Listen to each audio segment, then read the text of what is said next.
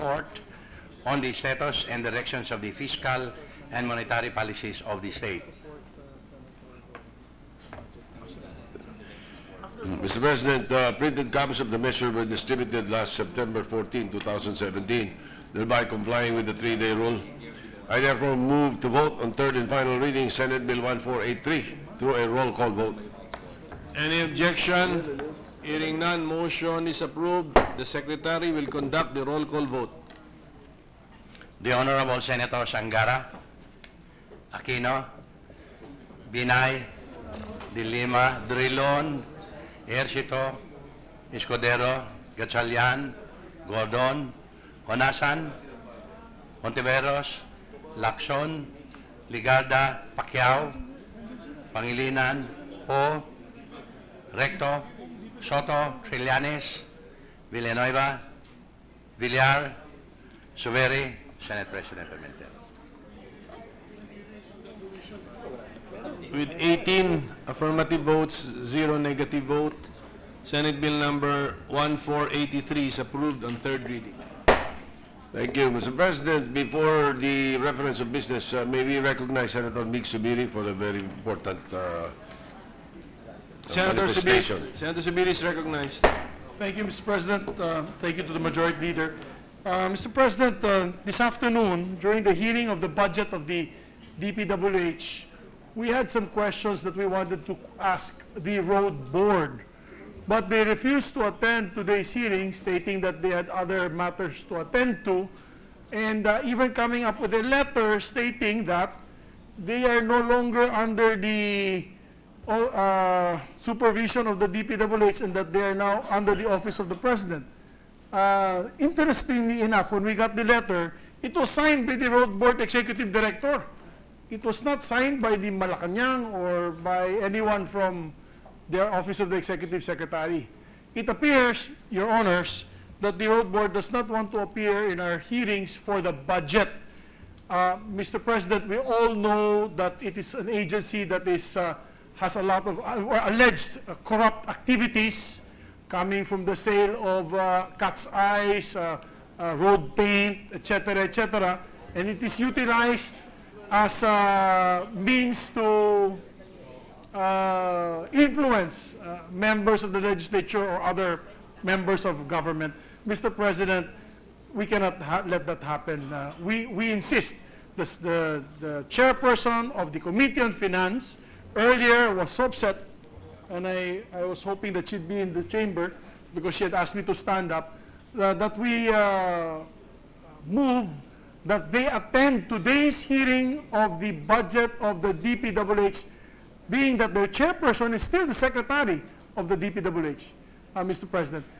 The secretary is here now, Secretary Mark Villar, and he had no idea about this letter, and he himself is wondering why they are not attending today's hearing, Your Honor. I think that's a clear contempt of the powers of Congress on the power of the purse, Mr. President. So I just like to appeal to my colleagues to be with us in unison in making sure that the road board attends today's hearing, and also, Mr. President, to fast track the abolition of this agency under the MVUC, the Motor Vehicle Users Charge or Tax. We have pending bills, including your bill, Mr. President, and my bill, to abolish, and Senator Gatchalian. And I think we are in unison in abolishing this corrupt agency. I think we need to ask the chairperson of the Committee on Public Works, my compadre, Senator Manny Pacquiao, to come up with a committee report. Let's tackle this on the floor, and let us show them, the public, Mr. President, that we will not tolerate these shenanigans, and that we're willing to abolish this corrupt agency, Mr. President. Thank you, Mr. President. Senator Subiri, sir, for the record, can you mention the name of the person who signed that letter? The name, Mr. President, is Executive Director Luisito Clavano. Okay, thank you very much. Thank you, Mr. Senator Drilon is recognized. Mr. President, I joined the gentleman from Bukidnon in expressing disgust over the behavior of the Road Users Tax Board or Road Board. However, I am wondering how we can compel the attendance this afternoon of the executive director unless we issue him a subpoena. And I do not know whether there is time for that.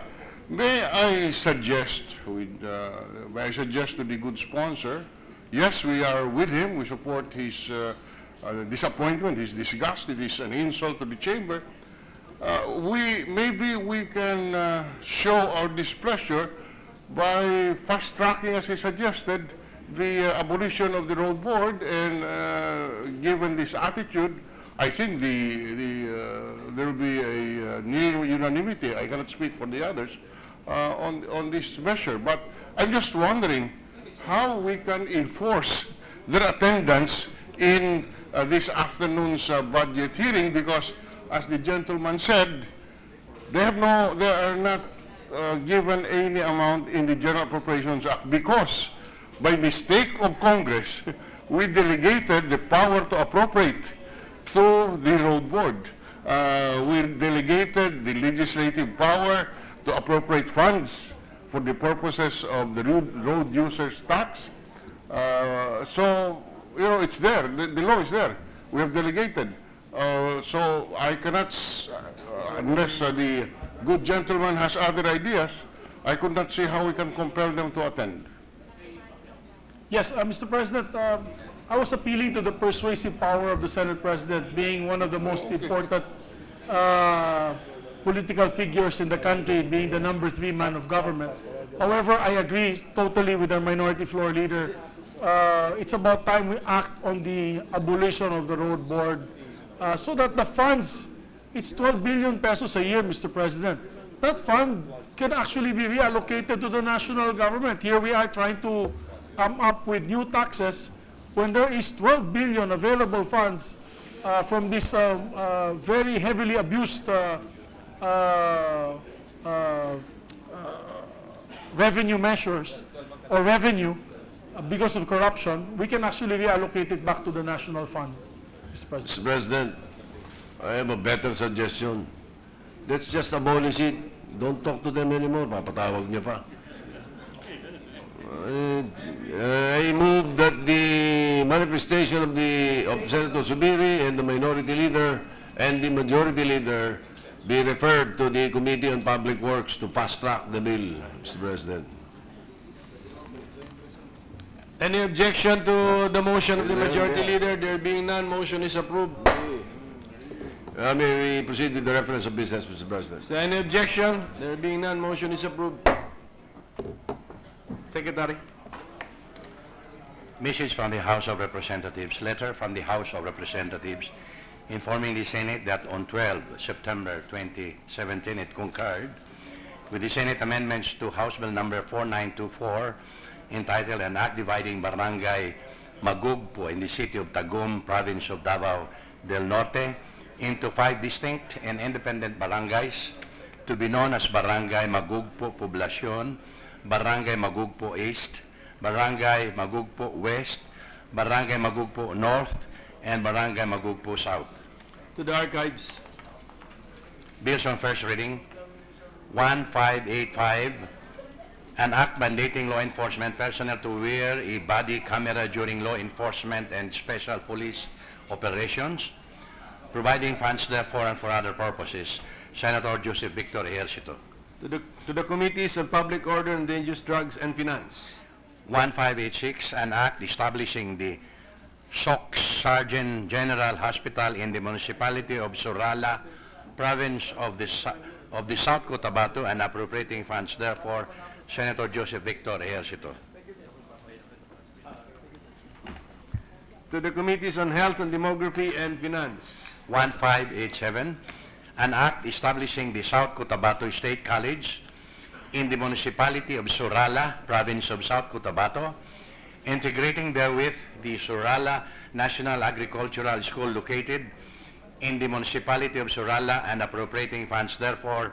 Senator Joseph Victor Ejercito. To the Committees on Education, Arts and Culture, Ways and Means and Finance. 1588, an act amending Republic Act number 8424 otherwise known as the Tax Reform Act of 1997, as amended, by inserting new sections 150-A and 150-B under Chapter 6, Title 6, providing funds therefore and for other purposes. Senator Win Gatchalian. To the Committees on Ways and Means and Finance. Resolution number 502, resolution expressing the support of the Senate of the Philippines to the Samahang Basketball ng Pilipinas in their efforts to spearhead the Philippines' bid to host the 2023 FIBA World Cup. Senator Sani Angara. To the Committee on Rules. Communications. Letters from the Bangko Sentral ng Pilipinas transmitting to the Senate copies of the following certified and authenticated BSP issuances in compliance with Section 15A of Republic Act number 7653, the new Central Bank Act, Memorandum number M-2017-025 and dated 25 August 2017, circular letter numbers CL-2017-050 and 051 dated 29 and 31 August 2017. To the Committee on Banks, Financial Institutions, and Currencies. Majority Leader.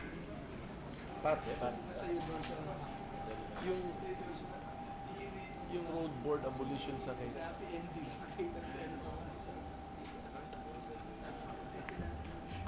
Mr. President, with the permission of the Chamber, I move to resume consideration of Senate Bill 1461 under Committee Report 98.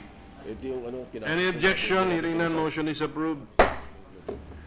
Mr. President, this is the measure on Electric Cooperatives Emergency and Resiliency Fund. Now, the parliamentary status of the measure is that we were already, well, we closed the period of amendments and requested clean copies. We distributed to the senators, and this was done last week. So, if there are no other comments on the matter, I move that we approve on second reading Senate Bill 1461 under Committee Report 98. Is there any objection? Hearing none, Senate Bill number 1461 is approved on second reading. Thank you, Mr. President. With the permission of the Chamber, I move to transfer from the calendar for ordinary business to the calendar for special orders Senate Bill 1584 under Committee Report 163. Senator Dillon.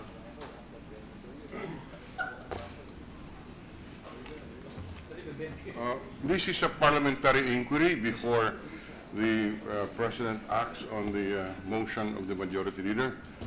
Mr. President, in relation to Senate Bill 1584, this bill was never routed for the signature of the Minority Leader. We did not have an opportunity to sign the committee report. And when we knew about it, and I assume the Majority Leader was informed about it afterwards, there was an effort to bring the committee report to my office for signature. But I said, you know, after the filing, that is already in the jurisdiction of the plenary, no longer of the committee. And therefore, I declined to sign it. The point, Mr. President, is that, yes, we admit that under Rule 11, Section 24 of the Rules of the Senate, while the committee shall hold meetings to discuss, decide, and submit a report on all matters referred to them, and that the same must be approved by the majority of the regular and ex officio members, as a matter of practice, since time immemorial, there has been no meetings held to approve a report. It has always been that the report has been routed for the signature of the members, and we have no problems maintaining that tradition as we have followed in the past. My only problem, Mr. President, is that maybe out of respect, dapat naman siguro ipakita man lang sa Office of the Minority Leader bago po i-file so that we can express whether or not we concur or dissent. For the record, Mr. President, we have never delayed the submission of a committee report because of our signature. We have always, if we have reservations, we simply say with reservations, or we reserve our right to amend and to interpret. But in this particular case, you know, we were available, we were here. The committee report was filed without any, without the courtesy of my office, the minority leader, being informed of the committee report, much less any attempt to have a committee meeting, much less just the signature. Or there's an opportunity to sign, which is our tradition here in the Senate. I want to make that to record, Mr. President. As a parliamentary inquiry, may we know if this is now the rule, that as long as a majority have signed, the minority leader can be ignored? No, it is not, Mr. President. As a matter of fact, as a response, may I place it on record that the other day, or last Wednesday, when I was informed of the fact that it did not go through the office of the minority leader, I initiated that the Committee on Electoral Reform Secretariat send it to the the minority leader. I believe, unless I am wrong or I am misinformed, I believe that it was rerouted again. We confirmed that it was brought to our office and we were being asked to sign, and I appreciate the concern of the majority leader, except that at that point, the committee report has already been filed. Technically, the committee secretary is no longer, I'm sorry, technically, the report is already before the plenary, no longer in the committee. And therefore, in the plenary, we must, it must be treated as an item in our plenary sessions. And that matter should have been discussed. But I do appreciate the effort of the majority leader to correct this. Unfortunately, that is not, we did not believe that that is the proper procedure. So the reason I'm standing up, Mr. President, is a parliamentary inquiry. May we know from the majority leader what is the rule that we will follow henceforth? In answer to the first question, the original question on the parliamentary inquiry, no, it is not. And in answer to the second concern of the minority leader related to the original, the first parliamentary inquiry, we will make sure, the committee rules will make sure that all committees, all committee secretaries will reroute or will route all committee reports to all members, and particularly, especially to the ex-officio members, and in this case, the minority leader, Mr. President. We will give that assurance henceforth. Thank you, Mr. President. I'm glad that that is made of record, and I hope that this incident will no longer be repeated, because it is not a good practice for purposes of our sessions. Thank you, Mr. President. Thank you, Mr. President. So all committee reports must be furnished the office of the minority leader. That is the better rule, majority leader. Again, sir? All committee reports must be routed. Copies of the committee report must be routed or given to the office of the minority leader. Yes, Mr. President. So the pending motion is the transfer of Senate Bill number 1584 from the calendar for ordinary business to the calendar for special orders. Any objection? Hearing none, the motion is approved. Thank you, Mr. President. Again, with the permission of the body, I move to consider Senate Bill 1584 under Committee Report 163. Any objection? Hearing none, approved. May we ask Secretary to read the title of the measure, Mr. President? Secretary. An act postponing the October 2017 barangay and Sangguniang Kabataan elections, amending for the purpose of Republic Act Number 9164 as amended by Republic Act Number 9340, Republic Act Number 10656, and Republic Act Number 10923, and for other purposes. Mr. President, to sponsor the measure, may we ask that the Vice Chair of the Committee on Electoral Reforms and People's Participation, Senator Richard Gordon, be recognized. Senator Gordon is recognized.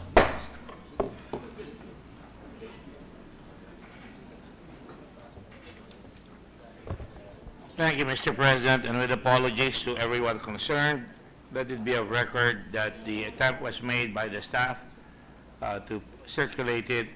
In fact, I had an appointment. My good friend Senator Durang asked me to see him 15 minutes before the last session, but it was canceled, so I presumed he was given a copy. It's my fault because I presumed wrong. Having said that, Mr. President, there is certainly no attempt on the part of this representation to try and make a fast break, Mr. President, because in the first place, this report is supposed to have been given by the Committee on, it was referred to the Committee on Finance, if I'm not mistaken, and it was passed on to me to sponsor, just to be fair, Mr. President. Having said that, Mr. President, this is an issue that has been discussed many, many times in the past. Many barangay captains have been so in limbo at the fact that they don't know whether the elections are going to continue or not. And so, Mr. President, this representation decided to take the bull by its horns and called meetings on this matter, some with the barangay captains, some with the police and the military. And, Mr. President, this is the result of that committee report, Mr. President. For the information of the body, the lower house has informed us already that they have approved a version of the postponement of barangay elections. The difference being theirs will be on May 2018 and ours will be on October 2018. But I am told that if we agree to do it on October 18, they will have no objections. Madali lang raw mapag-usapan yan at tutuloyan na po natin itong batas na ito. Now, Mr. President, I was ready to do this, as I said last week, but again, I was prepared upon not to do so. And as usual, I'm not difficult to speak with. Any friend, all of you are my friends, all of the members of this chamber are my friends. And anytime I'm asked by any senator, I will listen and I will try to accommodate as much as possible, Mr. President. Hindi po ako suwail na gagawin ko na lamang na walang konsultasyon sa mga kasama natin, lalo na sa mga ginagalang kong mga senador, katulad ni Senator Frank Derdon, with whom I've been associated with, not only here, but also in UP, but also in Acaro, Mr. President. And I'm proud of that. I have nothing to be ashamed with that association, and I'm sure he doesn't have anything to say about that association that he can be ashamed of. We have always been frank, as his name is, properly, denominated, and I've always been frank as well. And that has been the result. The result has been a long time understanding and friendship with no rancor whatsoever. Having said that, Mr. President, I normally would hesitate to do so because I remember one of my first bills in 2004 was a postponement of the armed election. I don't know why it always falls on my lap, Mr. President.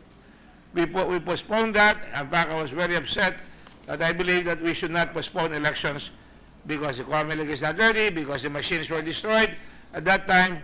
However, I am constrained to do so now. And by the way, before I even do so, I filed this measure because we were running out of time. And again, I accommodated the good wishes of the Senate President on a matter that I may not necessarily agree with, but I was willing to debate with on the floor. But now I'm told that the Senate President, para matapos na ito, is willing para matapos na ito to withdraw the right of the President to appoint, or the power of the President to appoint those barangay officials that may have a record of drugs. So that has been taken out. So please, when you listen to the privilege speech, that has been taken out. However, I have only added one amendment, and that is the difference within the previous, within the lower house presentation or bill to the Senate proposition. And that is to allow ex officio barangay association presidents to hold on to their office like holdover so that there would be no more fights among the barangay councils, the barangay captains, and all that, Mr. President. Having said that, Mr. President, again, I would just say this. I normally don't want elections. Elections is a very important matter to me. After all, I authored the automated election law, Mr. President. In fact, I'm preparing another law, Mr. President, and I hope the body will support me so that in the next election, in October 18, if we approve this, Mr. President, and I'm not being presumptuous, I would like to see no more ads on the part of the barangay elections, but really to start, no more house, but really to come out with debates on the barangay officials concerned in every purok in the barangay so that people would be able to understand what their positions are, what their character is, in a manner that is, consistent with democracy, that there is a town hall meeting, so to speak, so that issues can be understood. And I can see some of the barangay officials nodding their heads. Because even the barangay elections, mga kapatid, ay hindi na po exempted sa gastusan. Even po yung labanan doon sa mga barangay association, hindi na po exempted sa gastusan. Kaluwat kadar ang gastusan, at hindi na rin po exempted doon sa mga guns, goons, and gold. Matagal na po natin narinig yan, guns, goons, and gold. All of us want to make sure that we have clean, honest, orderly election. I know of no senator that will go against those reforms that we need to do insofar as cleaning up the elections, not only in honest, or rather disorderly elections, but clean and honest elections. Natutuwa po ako na meron pa rin po tayong sentido komon at sa kaluluwa po ng bawat Pilipino, gusto po nilang magganon yan. Having said that, ako po ay nagsususog ngayon itong resolusyon na ito. Atong congressional, itong mga proposal po ito, after nag-meeting po kami ng mga committee, at ang napag-usapan po ay ipupuspone po ang halalan ng barangay sa October 2018. At ito po ay gaganapin upang siguro mabigyan ng oras ang ating kapulisan at ang ating militar na tayo ay may napakalaking problema sa droga at ako'y nagulat at lahat tayo nagugulat. Parehong panig po ay tama na masyadong maraming patayan, pero on the other hand, ang katotohanan, alisin natin ang politika, ay napakarami at talamak ang droga sa bansa. Napakatalamak po na tayong lahat ay nagulantang. Sa nakita natin, ultimo ang pintuan na may kandado ng customs ay ginagamit na po ngayon para makapagpasok ng droga mula sa ibang bansa. At ako po ay nahihirapan sa ginagawa po natin at hindi man ako umahangal, pero hindi po madali na talagang halungkatin natin ang mga nagaganap sa customs sapagkat alam natin na hindi lang iisang beses, maraming beses na, pero ang malalaking lumabas sa customs na droga ay nung Disyembre may nahuli na 890 kilos ng droga. At ito akala natin, dahil hindi lumabas sa pahayagan masyado yon, nagulantang na lang tayo nung aking ibunyag na lumabas po sa tulong ni Ted Pailon ng ABS-CBN na narinig ko na may lumabas ang sabi niya pinakamalaking labas ng droga at yung 640 kilos. Alam po ba ninyo, mga kasama, na itong lumabas sa droga ay nagkakahalaga na 6.5 billion pesos. Ano po yung 6.5 billion pesos na yan? Yung pong 6.5 billion pesos na yan, ang halaga ng pagtustos natin sa halalan sa barangay. Kaya nakakagulat po. Can you imagine 6 billion pesos worth of drugs, which is equivalent to what we're going to spend for the elections for barangay? Ganyan po katindi, ganyan po kasidhi, ganyan po kakapal ang mga taong nag-i-involve at naglalabas ng droga. At sa kabilang panig rin po, alam naman po ninyo, tutol rin po ako dyan. Tutol na tutol ako sa patayan na walang rason, mga kasama. Ang tatay ko ay pinaslang, kahit ano sabihin nyo, balik-balik na rin nyo, hindi po tumatawag sa akin si President Duterte. Hindi po ako tumatawag kay President Duterte. Pero, ako po nakikita ko na kung may extrajudicial killing, Aminado po tayo sa report na may extrajudicial killing. Pero hindi naman po ako bulag sa nangyayaring napapatay ang maraming nagtutulak ng droga. At nakikita po natin na kung magkabisan, pati mga kabataan, na ginagamit na ngayon dahil doon sa youthful offender law natin na magtulak ng droga dahil sila ay exempted sa criminal liability ay nagagamit. At tuloy ngayon, ilang mga pulis na talagang hangal at wala sa lugar ang kanilang values ay pumapatay ng kabataan na ngayon ay iniimbestigahan ng committee ni Senator Lacson. Tama lang po yun. Pero on the other hand, ito ay hudyat sa atin na talagang talamak at nagsambulat na ang droga sa ating bansa. Hawak ang ilang congressman, hawak ang ilang mga mayor, hawak ang ilang mga konsyal, board member at barangay captain. Hawak di umano o apektado ang 49% ng ating mga barangay. At yan po ang naging sanhi kung bakit nagkaroon ng paksain na dapat tigilin natin muna ang barangay, lalo't-lalo na naokupado ang kapulisan sa paghabol sa mga drugs. Ngunit nagkakamali-mali rin sila na iniimbestiga natin na dapat bigyan natin ng tamang pansin. Hindi lamang yung budget, ngunit yung kakulangan, kalapastangan sa katarungan ng pinapatay ng mga pulis na wala sa lugar. Ako po ay kasama dyan on all fours na dapat huliin po natin yung mga pulis. Yan po ay hinaing ng mga tao sa buong Pilipinas. Kahit na gusto nyo mapatay yung mga tigadroga, pero kung may mga batang pinapatay, one death, Mr. President, is one death too many. Whether it's male, female, adult, or minor. That is one death too many if it is an extrajudicial crime perpetrated especially by the people who are supposed to protect and defend us. Having said that, bigyan natin po ng focus, therefore, ang tamang laban. Hindi ko po ito nakita ko lang kanina na sinabi ng Pangulo na nag-a-apologize siya. Nakita ko doon sa Twitter na nag-a-apologize siya sa ilang mga kabuktutan ng ilang mga kapulisan na gumaganap ng mga ganyang bagay-bagay na hindi dapat gawin, lalo na sa kabataan ng ating bansa. Having said that also, Mr. President, kaliwat kanan ang problema natin ngayon. Meron pa nagsasabi ng martial law, hindi dapat ituloy yan. They must perish that thought. In the first place, wala nang ngipin ang martial law. Pero sa kaliwang panig, andyan ang NPA na pumapatay ng mga pulis natin, kumikidnap ng mga pulis natin, sumusunod ng mga negosyante hindi nagbabayad sa kanilang sinatawag na revolutionary taxes na hinahabol ng kapulisan. Sa bandang kanan, ang mga sundalo naman okupado doon sa Marawi. Ako po ay nag-Twitter kahapon at nagpapasalamat sa Panginoon at kinongratulate ko ang ating mga katabang at mahuhusay na nasa lugar na sundalo at nailigtas na finally yung pare na nakuha nila at yung isang pang kasama. Pero hindi pa po tapos ang laban na yan. Halos 70% ng ating militar ay nandun ngayon sa Mindanao. Lumalaban sa Abu Sayyaf. Lumalaban doon sa ilang mga sa mga maute, lumalaban doon sa ilang mga MNLF na hindi pa sumasama sa gobyerno, o yung MILF na hindi pa sumasama, o yung may BIFF at marami pang ibang mga kung alphabet soup na lumalabas sa ating lipunan. So kailangan po na talagang dapat bigyan natin ng pagkakataon because sila na humingi sa atin.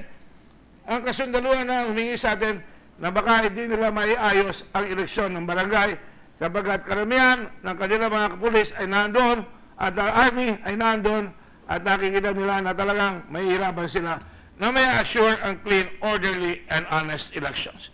That is why gusto ko po mangyari na ipipilit ko po na makapagtapos sa isang batas na may labas ko, maumpisan natin ang peaceful, honest, and orderly election na hindi masyadong magastos at bawat mandaya sa eleksyon ay dapat capital offense ang ibigay sa mandaraya sa eleksyon.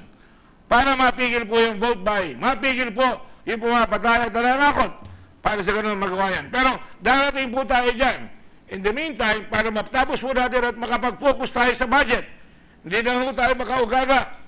Ang ating finance chairman, ang ating mga kasama, kanina, ako lang ho, mahabol ako doon sa budget ng isang committee ng AFAB. Humabol ako doon sa tourism. Hindi ko po maharap lahat sapagkat lahat tayo okupado. Bukas po may hearing Pero may hearing rin po yung ilang committee na gusto kong puntahan. Magtatanong nga ako ng abiso sa inyo kung paano ko muna isususpend sandali para makahabol lang ako at makapagtanong doon sa ilang paksain na dapat matalakay doon sa budget ng ilang mga government corporations. Having said that, Mr. President, I therefore request, appeal, that since the House has already approved this, that we approve this measure, Mr. President. This measure, I think, will allow us to be able to concentrate on other bills right away. With the permission of the President, I have already written a letter at the request of the Presidential Legislative Council or Commission, liaison, I'm sorry, not commission, liaison, that a letter be written to the President that this be a matter that is of utmost importance and must be certified. Having said that, Mr. President, tandaan po natin, padami pa mga bagyong parating. Hindi lang yan mga national disasters sa mga baha, ngunit yung political disasters na pati yung ating Chief Justice ay ngayon ay nililitis sa baba, sa lower house. Pati yung ating Comelec Chief, nililitis ang kaso niya sa baba. So kaliwat kanan, droga, budget, lahat ng klaseng issue dumarating sa atin, kailangan po natin ng focus. And in my life, I've always had 5 Fs. Focus, fast, friendly, flexible, forward-looking. If we fail, the last F I do not want to say here because it might be considered unparliamentary. Failure, hindi po yung iniisip ni Senator Gatchalian. Iba na ho na iniisip niya. At saka anong kanyang kambal, si Senator Villanueva. Having said that po, I would like to propose, therefore, that we approve this measure, and I'm willing to submit to amendments. I will propose my own amendments, as I said, preemptively, out of respect also, because the Senate President has also said to me in the elevator that, oy, meron ganyan, and I told him, partner, Senate President asked me, pagbibigyan ko naman ng Senate President, pero it's up to the body to discuss this. Kung gusto niyo, okay. Kung ayaw niyo, okay. But personally, I do not approve of it because I believe dapat any barangay official, be he old, Hoover, or what, has to go through the courts para malaman natin, or go through the proper channels of due process para it doesn't become capricious, arbitrary, or political. And that is what I'd like to propose today, Mr. President. Over and above that, as they say in affidavits, affiant, sayent not.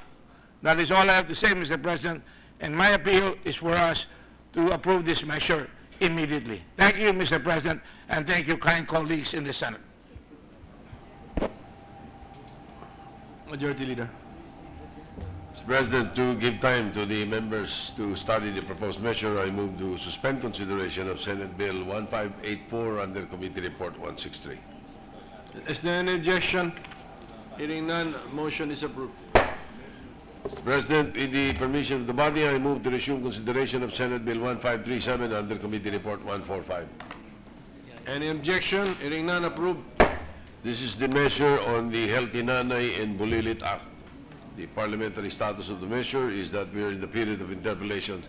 So may we recognize the sponsor of the measure, Senator Risa Ontiveros, and to interpellate Senator Ralph Recto, the President Pro Tem. The sponsor, Senator Ontiveros, is recognized, and for interpellation, the Senate President Pro Tempore, Senator Recto, is recognized.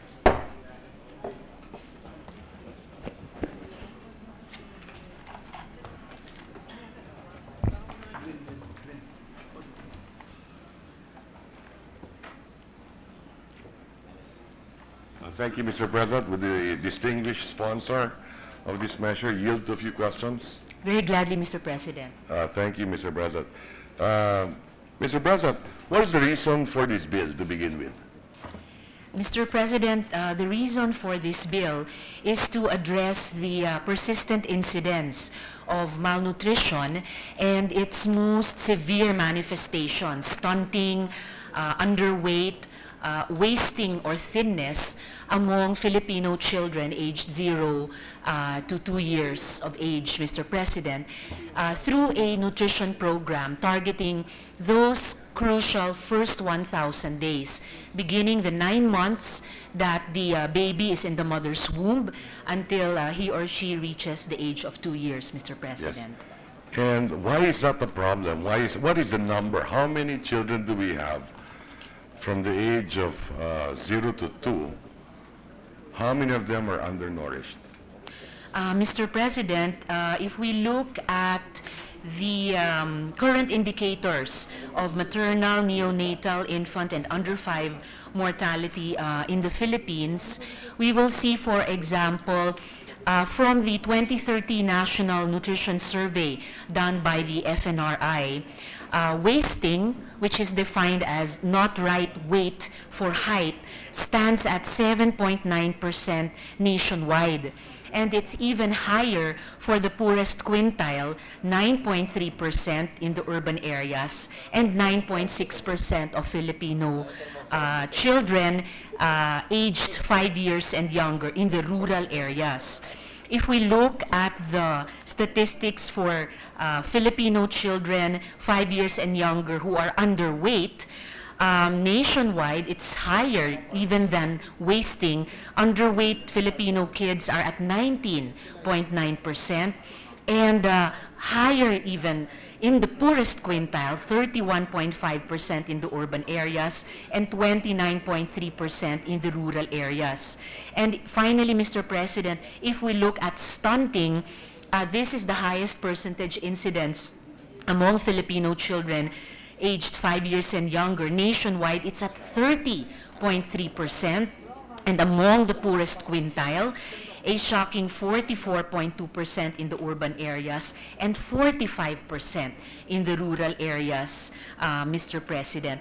As a last note on this question, Mr. President, though the prevalence of stunting in particular has been decreasing in the Philippines for the past 2 decades, it's worth noting that some of our ASEAN neighbors, particularly Thailand, Malaysia, and Vietnam, have lower stunting prevalence of 16%, 18%, and 25% respectively compared to our nationwide stunting percentage, which stands at 30.3%, Mr. President. And what is the cause for this, Mr. President? Why is this the situation in the Philippines? The cause for this, Mr. President, would be... Yes, thank you. No. The cause, Mr. President, C-A-U-S-E, not cost, C-O-S-T. Just Yes, clarifying. that The is cause, correct, yes. yung mga... Why is this mga prevalent in the Philippines, so dahilan. to speak? Yes. The reasons, What are the reasons, yes? that these are prevalent, Mr. President, on page...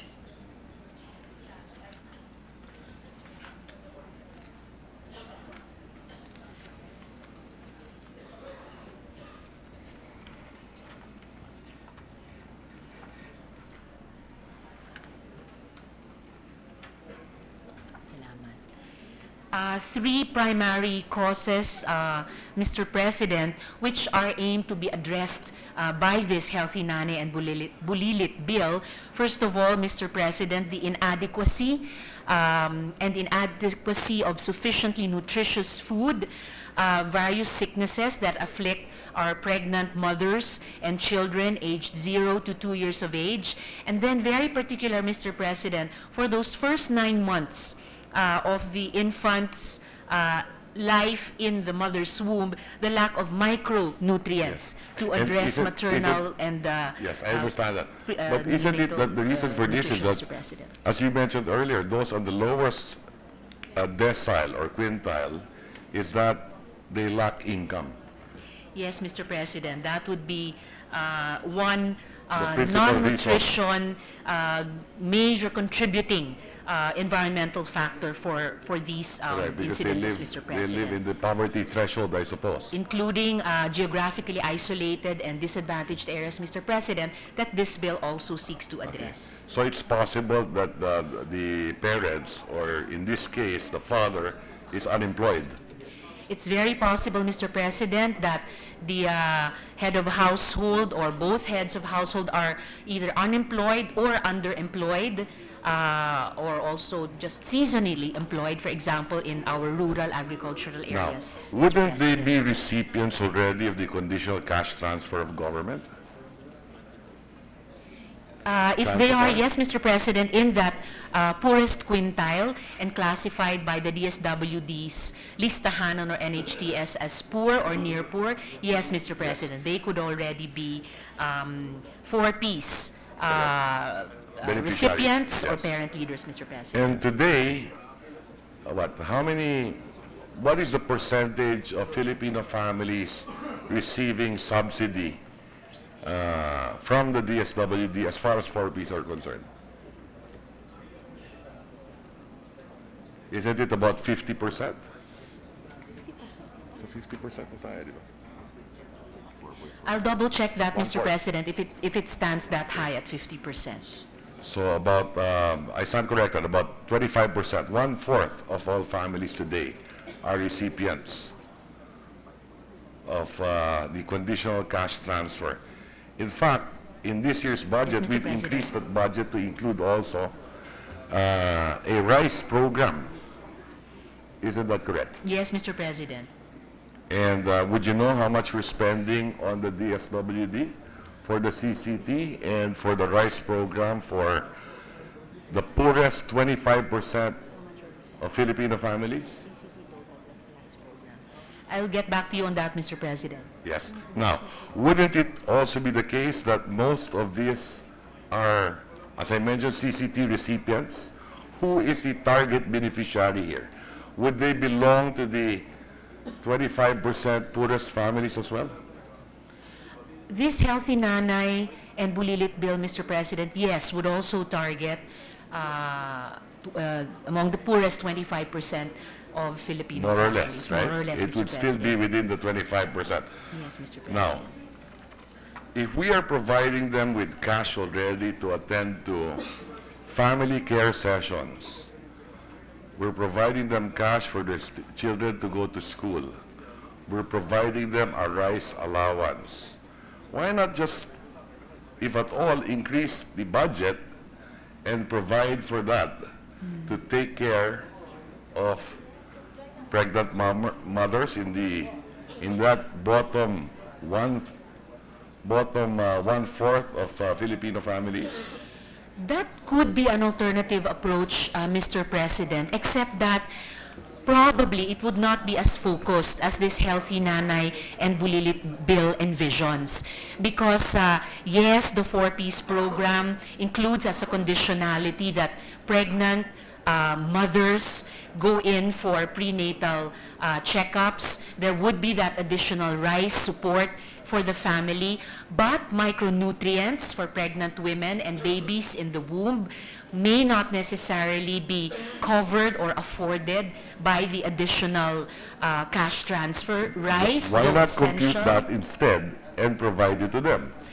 I would be willing to look at the comparative cost, Mr. President, but I do look forward also to showing the good gentleman the numbers that we've computed so far for this Healthy Nanay and Bulilit bill and attempt to demonstrate how it would, in terms of increasing and preventing a decrease in our GDP, how it would in terms of obviating future health costs because of current wasting, underweight, and stunting, how it would be more how it would be very cost effective that for every peso spent for Healthy Nanay and Bulilit nutrition, we would save on future health costs. No, in the I'm future, one Mr. with you on President. that, Mr. President. Thank you, Mr. Although there must be a more effective way of doing it. That's all I'm trying to say here, Mr. President, because I noticed that in this bill, we intend to use a different organization altogether. In this case, the Department of Health, the National Nutrition Council, there will be an additional administrative cost again. Now, if we are already targeting the same people with the DSWD, working together with the local government units, why not use the same organization? Actually, Mr. President, we would not be adding significant administrative costs to the currently run nutrition programs of the DOH and the NNC because the program simply more targeted more sharply or specifically to pregnant mothers and children up to 2 years of age would be administered by the current complement of DOH and the NNC, Okay. Mr. President. There would, however, be possible, because this would be a convergence program among different government agencies, Mr. President. Yes. You mentioned earlier that Thailand, Vietnam, Malaysia was able to reduce They were able, their Mr. problem President, to of reduce specifically of undernutrition. stunting, Mr. of President. stunting. Yes. Okay. Do they have such a program in Thailand, Vietnam, and Malaysia?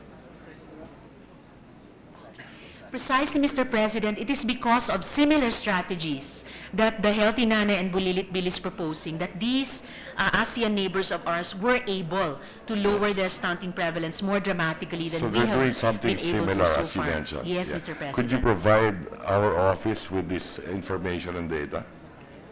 We'll do that as soon as, Mr. President. Mr. President, you also mentioned earlier that from 2 and below, how many are undernourished?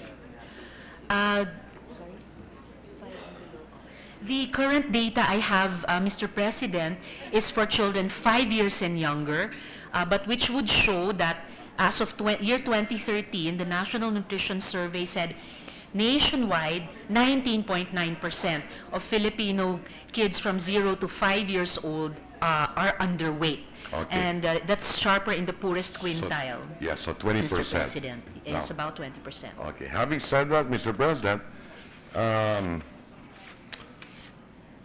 next year, how many mothers do we expect to be, or how many women do we expect to be pregnant next year?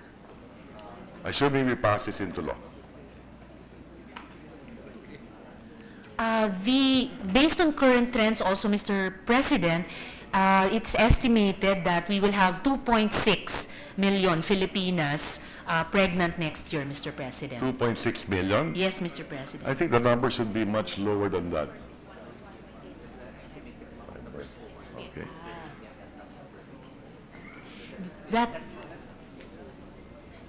The good gentleman is right, Mr. President, that is an estimate on the low end, but it is the estimate based on the current birth cohort in the country, Mr. President. So then I should say at least 2.6 million Filipinas will be pregnant next year. 2.6 million.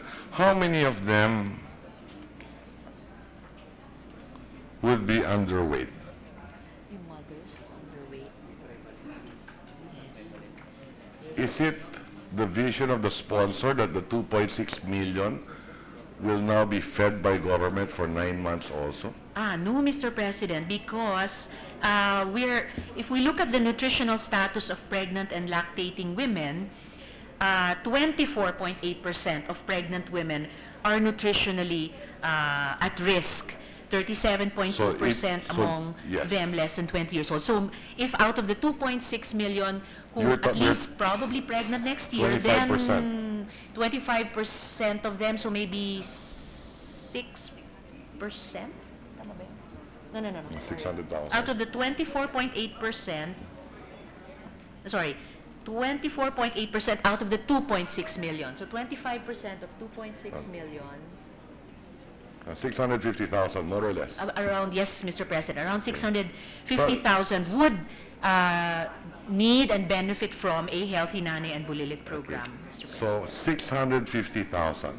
Yes, Mr. And how many of the 2.6 will be giving birth? Well, within 12 months, Mr. President, we are hoping all of them would give birth within a 9-month period within that year, Mr. President. Okay. Do we expect 2.6 million? Well, more or less, Mr. President, and especially with more healthy nanay and bulilit interventions, that yes, we are hoping that all pregnant women will carry their babies to full term, have a safe delivery, and give the babies, the infants, a healthy start in life, Mr. President. And how many of these 2.6 million live births will be underweight, based on statistics?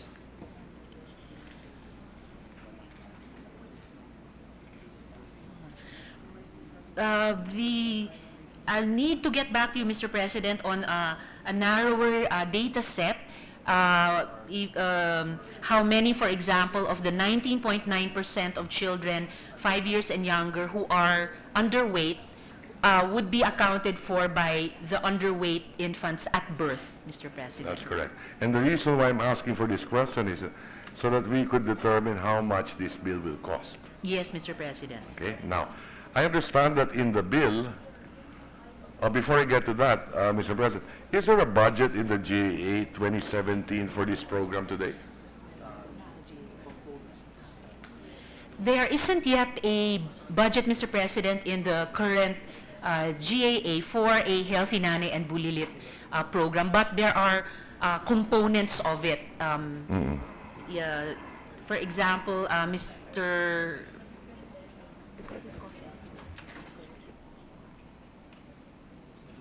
For example, okay, I'm sorry, Mr. President. So there are components of a possible Healthy Nanay and Bulilit program scattered throughout the current GAA, Mr. President. Yes. And how much is this? And who implements which? Sorry, Mr. President? What's How the much question is again? this? And who implements what, Mr. President?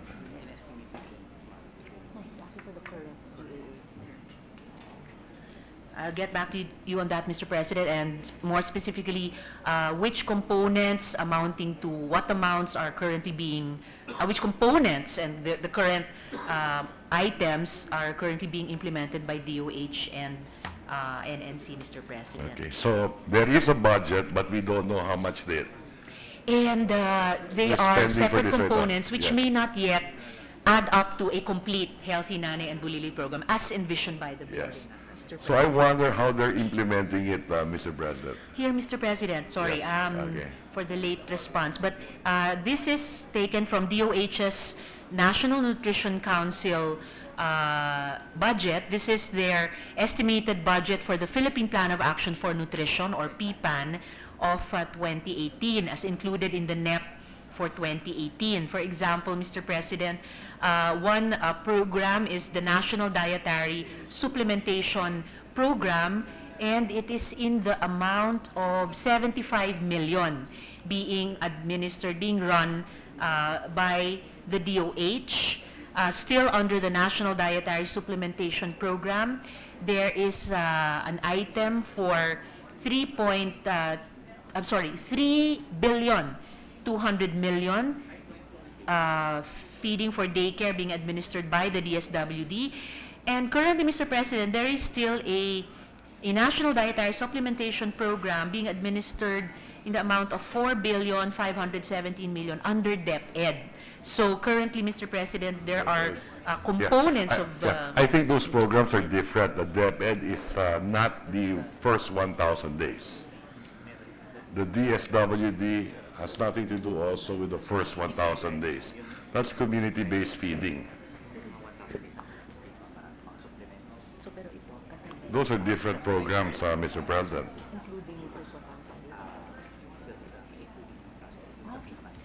Actually, Mr. President, per this table of...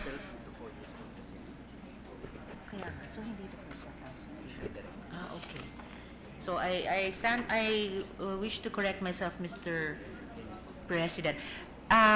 Could I direct the good gentleman's attention to the same table on DOH's NNC budget for 2018, but the program entitled Micronutrient Supplementation to include children up to 6 to 11 months old. And all of these are being run by the DOH currently. For children 6 to 11 months old, a budget of 1,985,000. How much is that? 1,985,000 Only 1 million. only, Mr. Okay. President, for what? For children 6 to 11 months old. And then for children, although this is a wider spectrum again, 12 to 59 months old, so but including children up to 24 months old, an item still under DOH for micronutrient supplementation of 27,860,000. And then for iron drops for low birth weight infants, 10,680,000.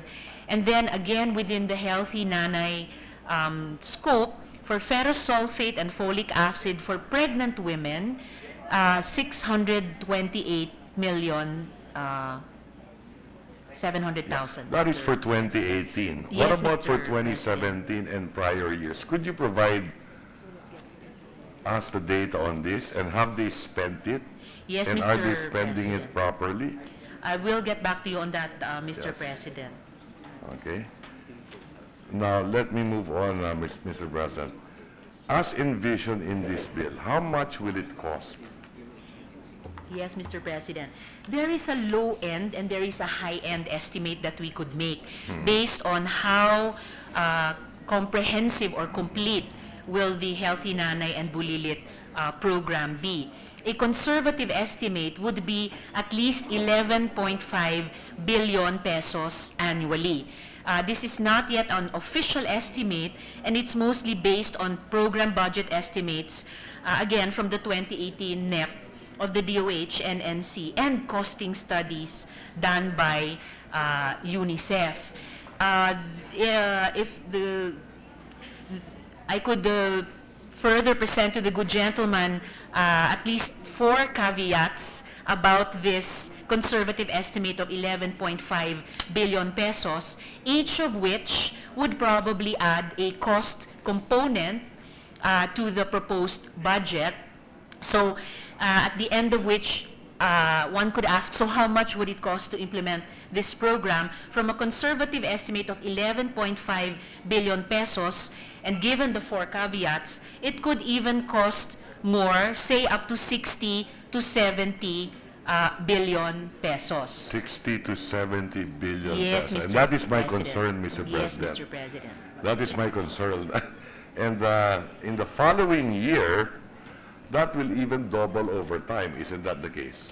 It may not necessarily double, Mr. President. Some components of this spectrum of conservative estimate to as much as 60 to 70 billion, some components could stay flat over certain years. And more interestingly, Mr.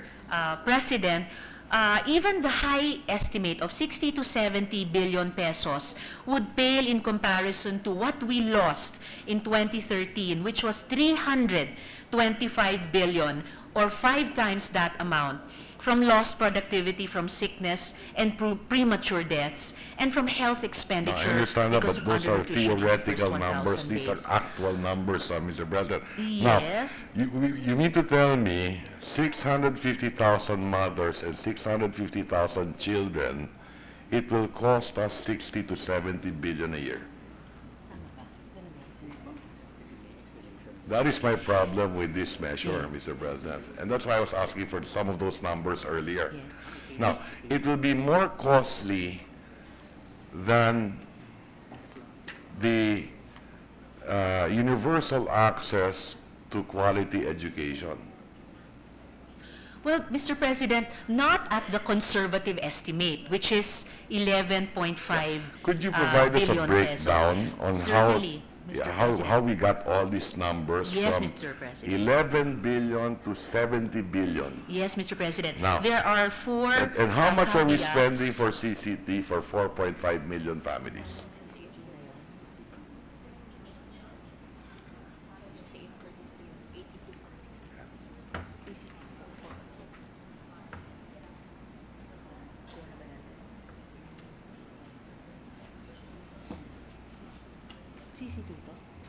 Okay.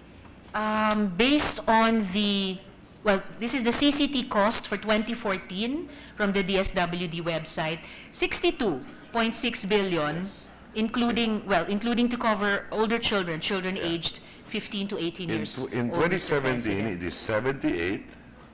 Next year, it will be 89 billion rather. Plus, there's a 24 billion parked with the land bank. Land bank or DBP? Land bank. Another 24 billion if we pass the tax measures.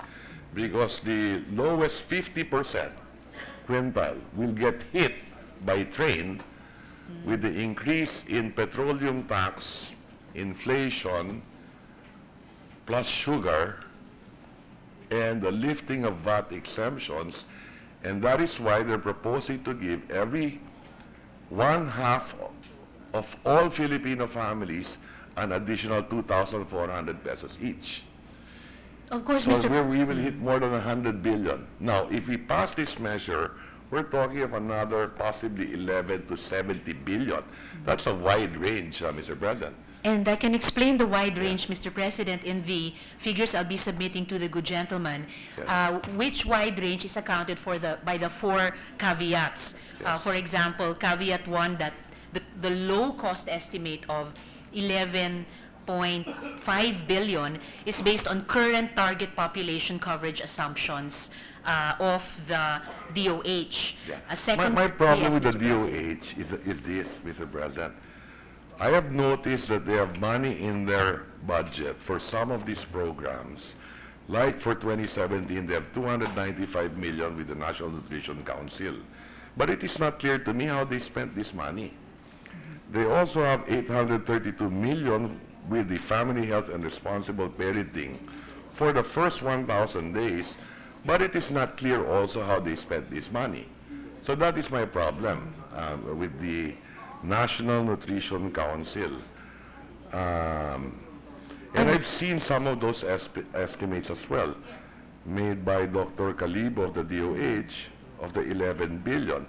It talks about 1.8 million births per year. But as mentioned earlier, we should only be targeting 20% and not the 100%. Yes, Mr. President. Now, maybe later on, once we see these numbers, we can work on it together to minimize the cost to taxpayers, because eventually it is taxpayers who will pay for this, not the government. The government gets its money from the taxpayers. Isn't that right? Yes, Mr. President. When I get back to the good gentleman with the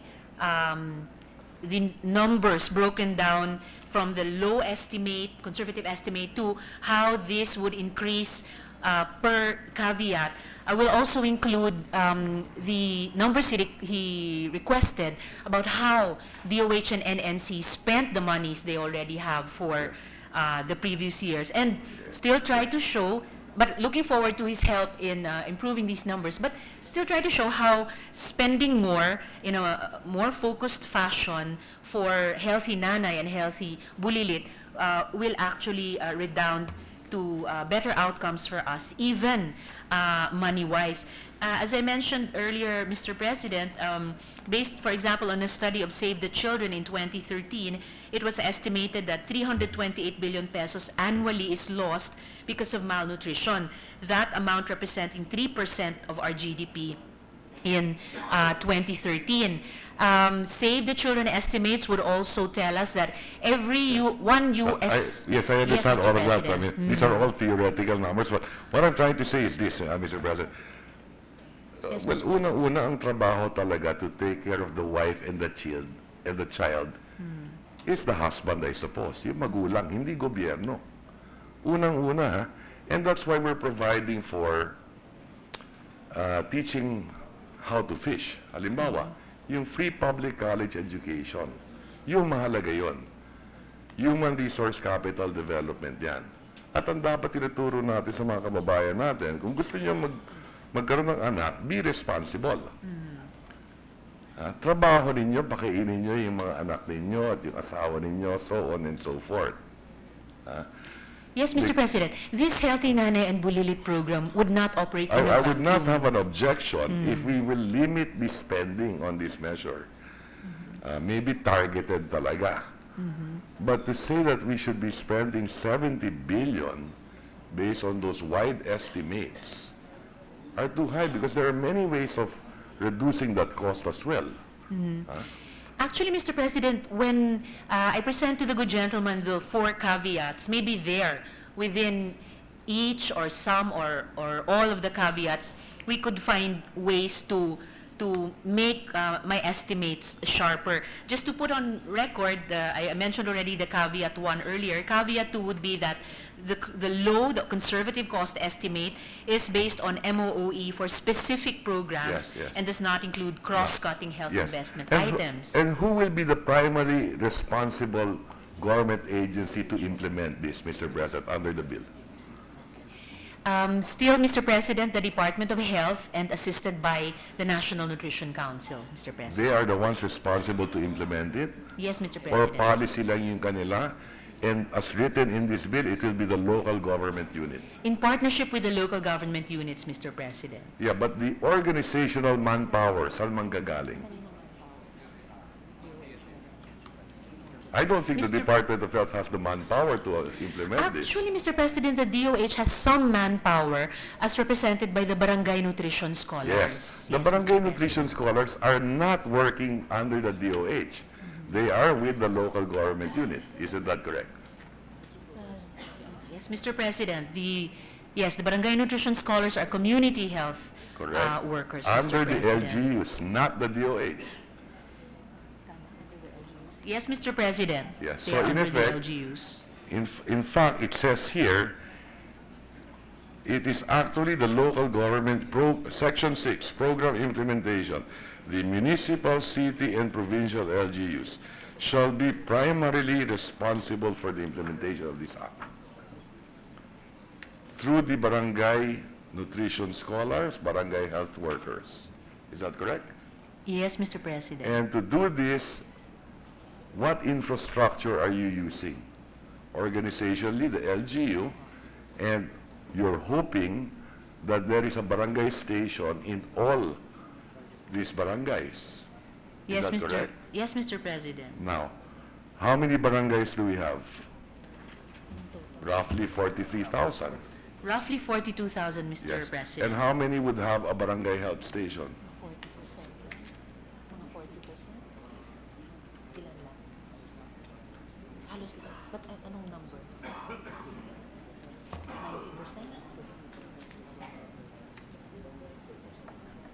Ilan? 20,000, di ba?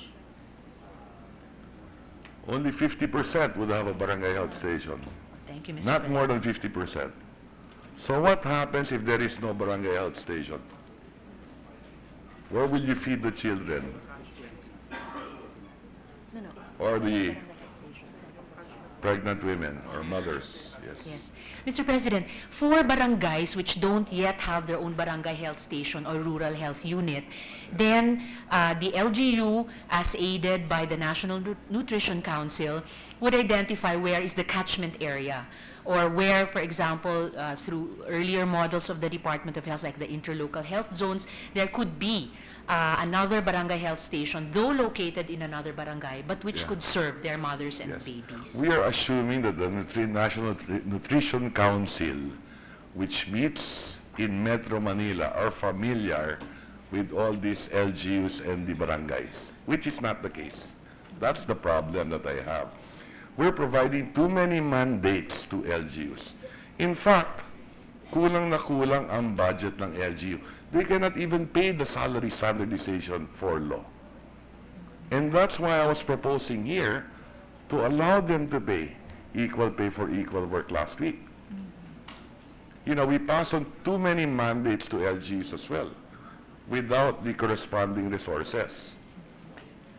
And especially if we're talking about the poorest, far-flung communities, do you think they have the manpower for this?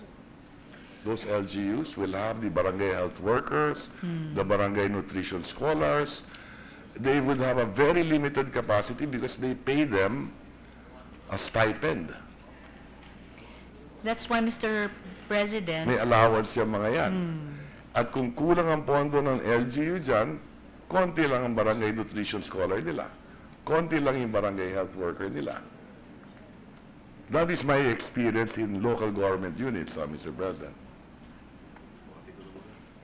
Yes, Mr. President. That's also why in caveat 2 of the cost estimate range that I was presenting earlier, it states here that we should invest in building the capacity of doctors, midwives, nurses, and even community health workers. So the Healthy Nanay and Bulilit Bill looks towards mobilizing and capacitating the existing complementary human Training, resources capability building. in the barangays, Mr. So, ano ibig President. sabihin niyang gastos yan, capacity building, all these terms, hindi napupunta yan doon sa pakain sa bata, pakain sa nanay, kundi training and seminars. Isn't that correct?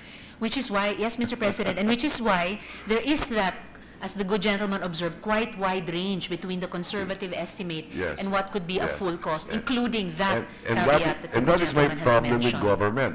70% of the budget goes to admin expense. 70%.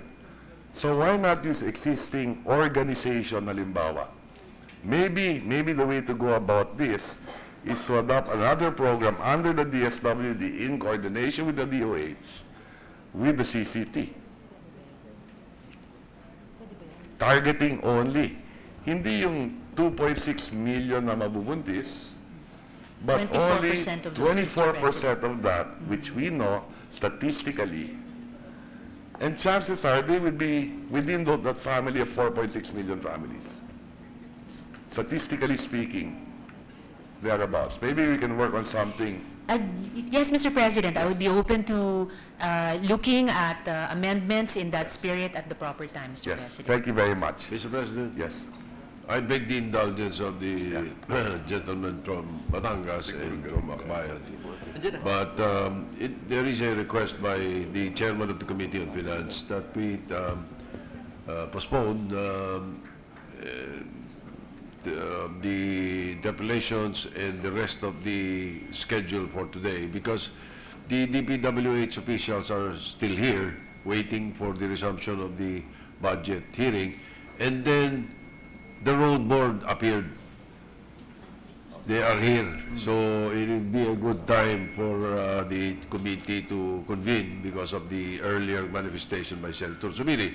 So with the indulgence of the sponsor, Senator Ontiveros, and the President Pro Temp, I move that we suspend consideration of Senate Bill 1537 under Committee Report 145. We promise to schedule this tomorrow after the barangay elections bill, Mr. President. Thank you, Mr. President and Majority Leader and the good gentleman from Batangas. If there's no objection, the motion is approved. We suspend.